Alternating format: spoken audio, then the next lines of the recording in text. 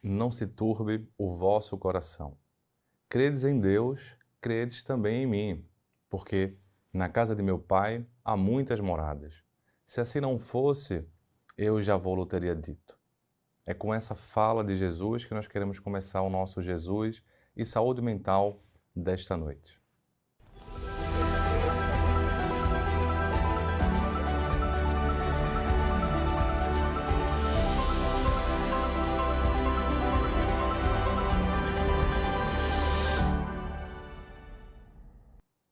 A mensagem de há muitas moradas na casa de meu pai é dita no Evangelho de João, capítulo 14, versículos 1 a 25. Eu acho muito interessante, não só quando Jesus anuncia que na casa de meu pai há muitas moradas, mas também a proposta de a gente não se afligir tanto, não se turbe o vosso coração, ou seja, não deixe o teu coração ficar nublado de tantas aflições.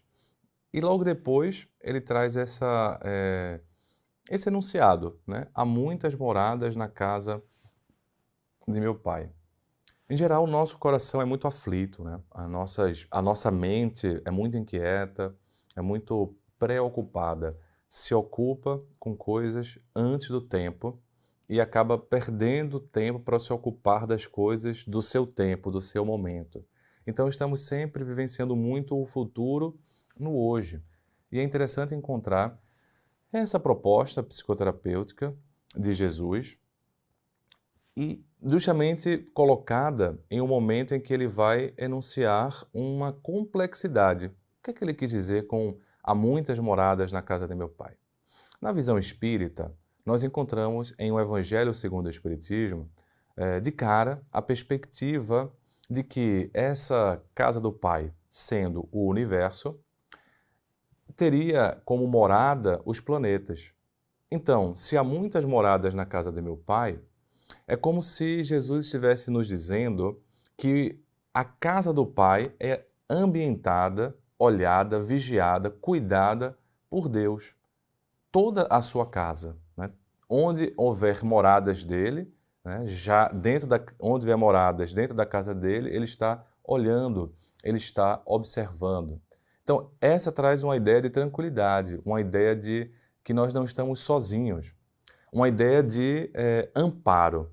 E é muito interessante a gente ter essa perspectiva, porque quando a gente estuda a ansiedade na sua profundidade, nós encontramos uma outra situação que vem junto da ansiedade, inclusive para manter a nossa mente ansiosa, que é uma sensação de desamparo. Essa sensação de desamparo, ela acaba sendo muito ajudada com a ideia de Deus. Quando nós estamos com a ideia de Deus dentro de nós, nós diminuímos a nossa sensação de desamparo e aumentamos, portanto, a nossa sensação de pertencimento.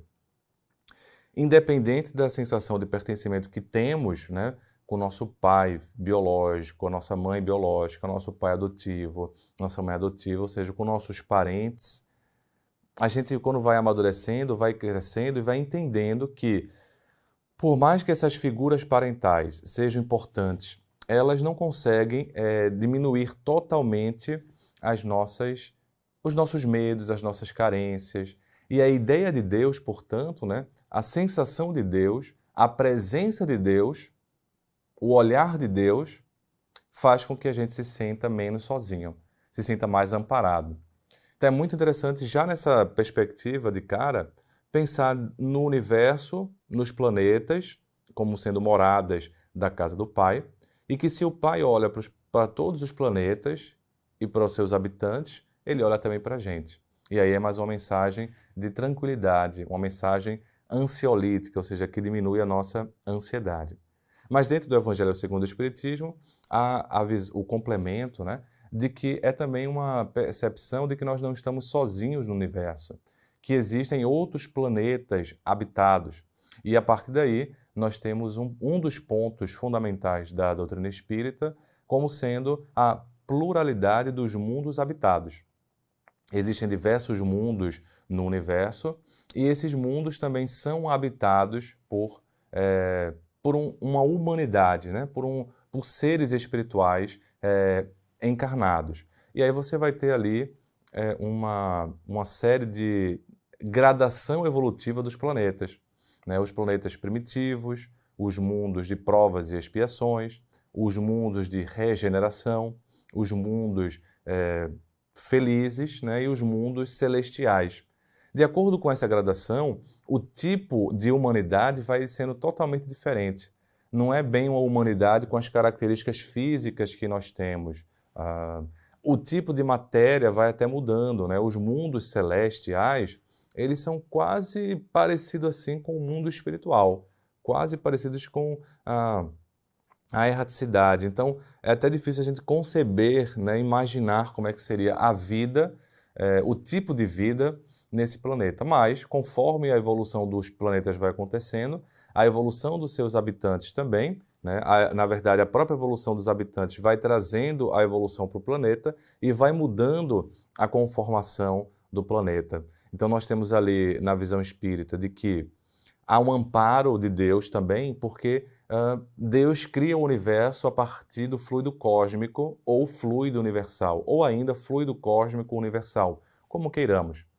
Uma das características desse fluido cósmico é que ele é a argamassa para os planetas, ou seja, é o tijolo que constrói os planetas, que constrói a natureza, mas é também o tijolo que constrói a nossa constituição física e a nossa constituição, digamos, extrafísica, a nossa constituição biológica e a nossa constituição espiritual. E esse fluido vital, que é uma diferenciação do fluido cósmico, ele vai permeando a nossa vida e nos conectando, né, enquanto encarnados, nessa tríade chamado espírito, perispírito e matéria. E aí, essa densidade espiritual vai modificando de acordo com a evolução dos planetas e, consequentemente, vai mudando, inclusive, a indumentária que a gente veste nesses planetas. Então, essa fala de Jesus traz essa complexidade, né? Como se dissesse, olha, Deus ele está conectado a todos pela mente complexa que ele é, né? E essa conexão, ela extrapola os limites do nosso entendimento. Mas nós não podemos ficar presos no nosso entendimento. Há mensagens claras que nós podemos tirar do livro de Jó, que aqui já analisamos, e do livro Eclesiastes, que aqui também analisamos, e muito atuais, é de que nós não conseguimos entender, né, os mistérios mais profundos do universo. Há mistérios peregrinos nos mistérios dos destinos que nos mandam renascer, diz Castro Alves, através de Chico Xavier. Ou seja, há alguma coisa misteriosa para a nossa evolução entender, mas há uma ordenação, né? Um ordenamento divino trazendo uma ordem no caos, trazendo uma ordem nesse aparente caos problemático que permeia a vida. Por isso que não devemos turbar, ou seja, angustiar demais o nosso coração. Fazendo essa tranquilidade, trazendo essa tranquilidade para a nossa alma, a partir do entendimento dessa complexidade do universo e de que não estamos sozinhos e de que Deus nos ampara, Deus nos olha, Deus se conecta conosco, a gente pode entender que sim, a gente vai evoluindo, vai amadurecendo e aí vai entendendo um outro olhar, um outro desdobramento em relação a essa questão das muitas moradas na casa do meu Pai. Bem, eu, você, todo ser vivo é uma pequena morada dentro da casa do Pai. Os planetas são moradas na casa do Pai.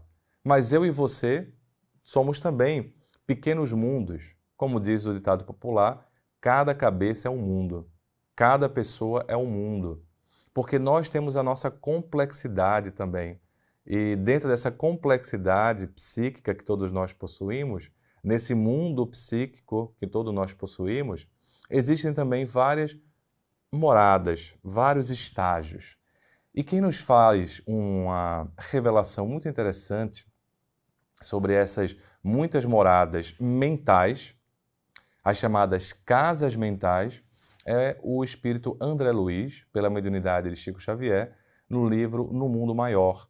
Quando ele vai analisar essa essa passagem de Jesus e vai trazer a realidade das casas mentais.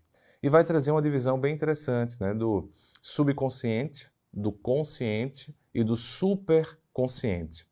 O subconsciente, a morada do nosso passado, o consciente, a morada do nosso presente e o superconsciente, a morada do nosso futuro. O subconsciente, o que éramos, o consciente, o que somos e o superconsciente, o que nós podemos ser em termos de potencialidade. Ele vai localizar, inclusive, biologicamente, né, todo o sistema periférico, todo o sistema nervoso periférico, ele estaria mais vinculado a esse subconsciente. Portanto, as nossas reações mais instintivas, que têm a sua função, e por isso, por terem a sua função, estão no nosso corpo, estão nessa tríade espírito, perispírito, matéria. Não é esquecida, está aí, porque tem a sua função, inclusive de proteção, inclusive de ordenamento de alguns comportamentos. Mas, como nós não somos um cachorro, embora o cachorro tenha o seu valor, é um ser vivo, mas nós somos algo a mais, temos uma complexidade maior. E é por isso, inclusive, que os animais que vão convivendo com os seres humanos na intimidade doméstica, eles vão complexificando também. Havia uma coisa curiosa que eu queria compartilhar.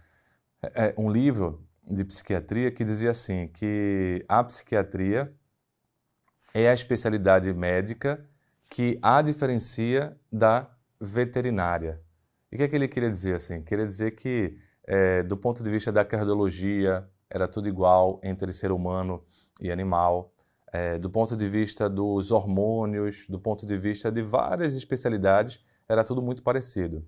Mas a psiquiatria, por ser a especialidade médica que estuda a mente humana, ela seria a especialidade que diferenciaria a medicina dos homens, né?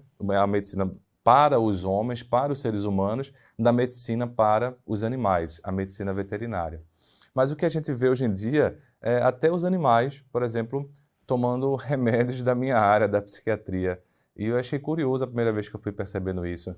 Outra coisa que a gente vê, a psiquiatria avançando muito também a partir de estudos comportamentais em animais, modelos animais para entender as doenças da psiquiatria. Então, quando você vê esse avanço, você olha, não é tão diferente assim um animal de um ser humano. E eu perguntei já para vários pacientes que são da veterinária se os animais também adoecem do ponto de vista dele. Pois é, doutor, eles ficam estressados. Agora, o que é mais comum de ver é que, de acordo com a casa que o animal habita, ou seja, de acordo com seus tutores, né, como se fosse o dono do animal, né, o cachorrinho, então o tutor do cachorrinho, de acordo com a saúde mental do tutor do cachorrinho, o cachorrinho também tem algumas repercussões. Então esse contato com o ser humano vai influenciando o animal e trazendo uma complexidade que é tema de um outro debate, de um outro aprofundamento. Mas mesmo assim, a nossa mente humana, né, de ser humano, não deixa de ser ainda mais complexa do que a mente de um animal. Mas trazendo todas essas ressalvas que a contemporaneidade vem nos mostrando, esse contato, né? Que é até uma forma, na visão espírita, dos animais poderem também evoluírem junto do contato, né? E nós também, viu? No contato com o animal, há uma grande possibilidade de você expressar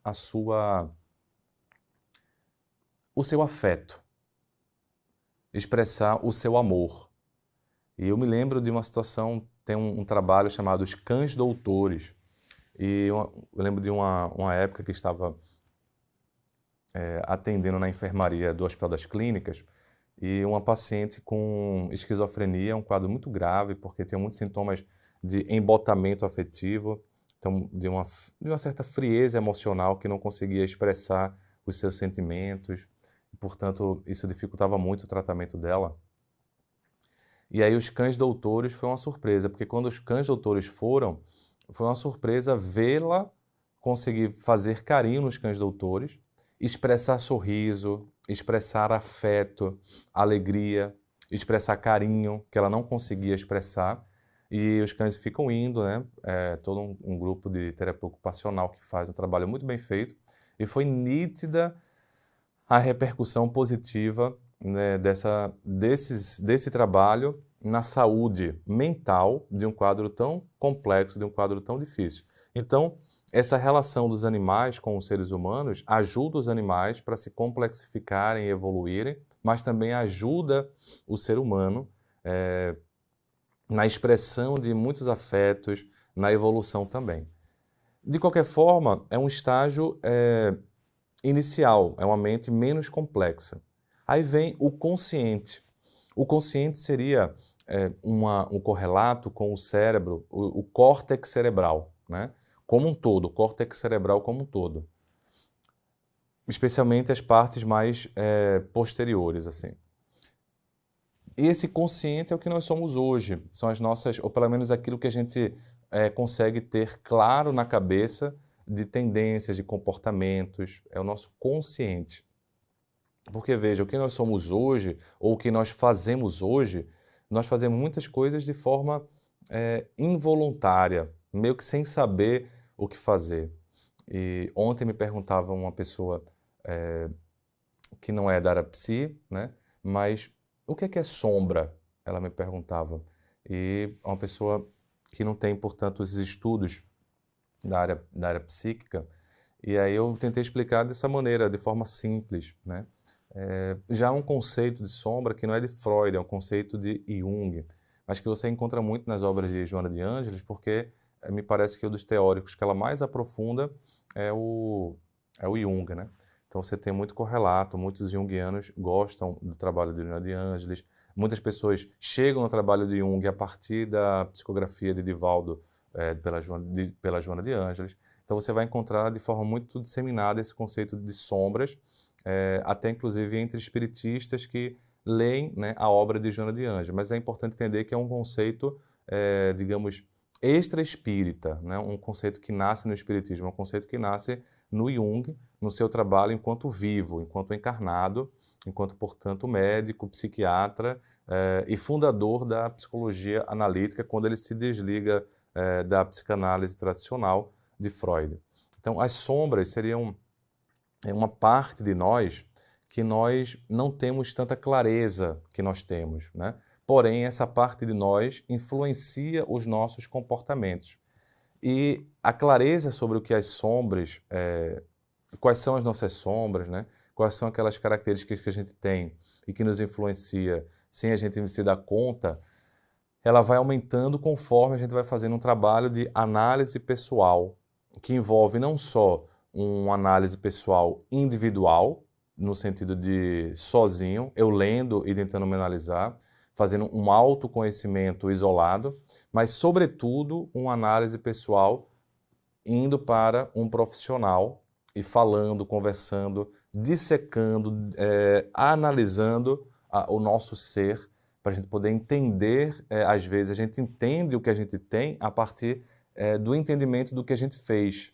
Puxa, eu ainda fiz isso, eu ainda acho dessa maneira. Aí eu vou colocando em perspectiva e vou entendendo a partir do meu comportamento questões que estão em mim que não são tão claras.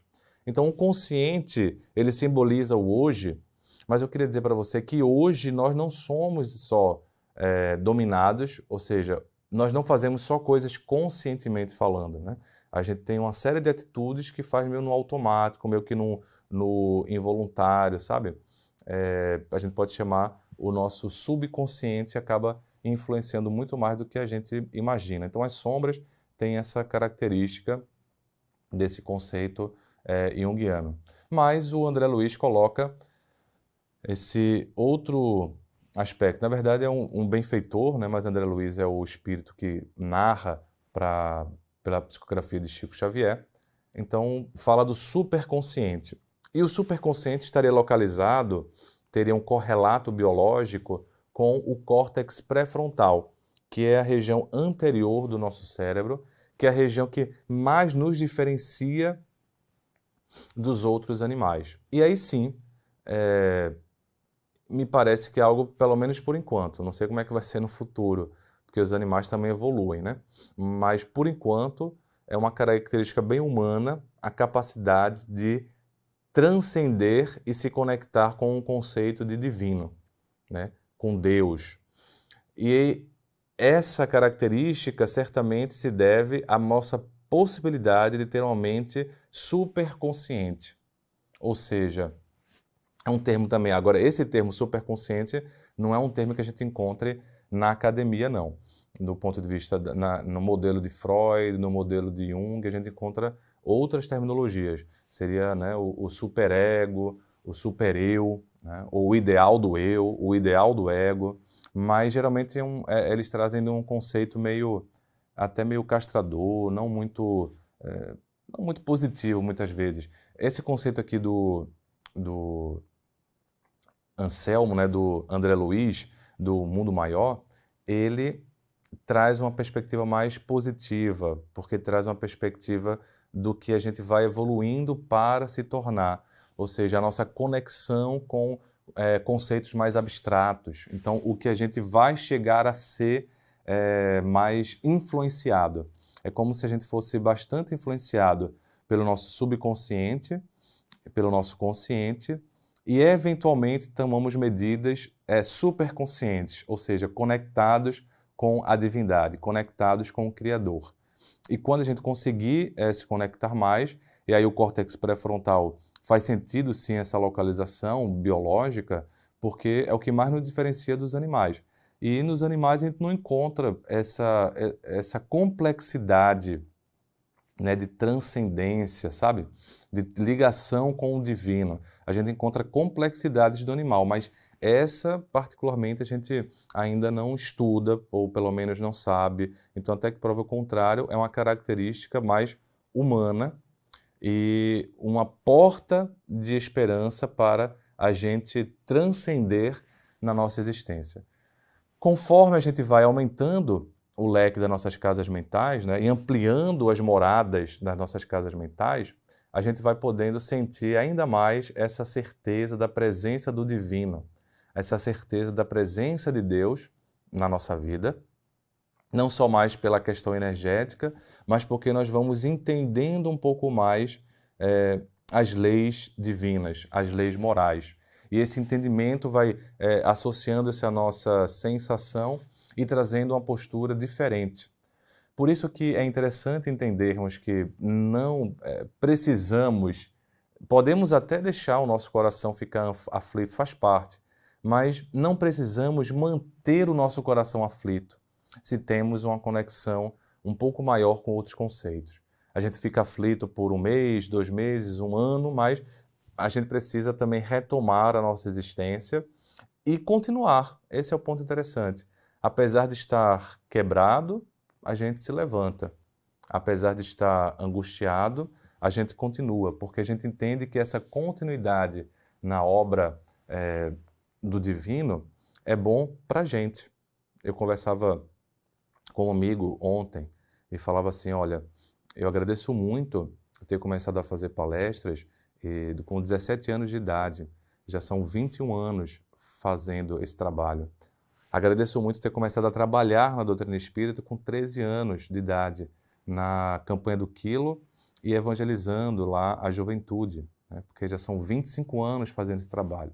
E agradeço não apenas pelo eventual benefício que as pessoas que me escutaram nesse período tiveram. Sinceramente agradeço porque isso me deu uma capacidade de deixar a fibra do meu ser um pouco mais capaz de aguentar as angústias que aparecem e que apareceram na minha vida. Então, todo esse trabalho que a gente, enquanto trabalhador espírita, faz é bom, especialmente para a gente, porque vai fazendo com que a gente mude a perspectiva da nossa casa mental, tentando habitar um pouco mais a morada superconsciente, dos conceitos mais profundos da vida, fazendo com que a gente se conecte mais com o Criador e deixe o nosso coração mais sereno diante das angústias da vida, para que ele possa ficar aflito, mas não ficar totalmente nublado para sempre. Ele possa ficar cambaleante, mas continuar andando, profetizando, né, o que Jesus nos pediu. Não se turbe o vosso coração. Credes em Deus, credes também em mim, porque na casa de meu pai há muitas moradas. Se assim não fosse, eu já vô-lo teria dito. Que você possa ficar em paz até a próxima semana.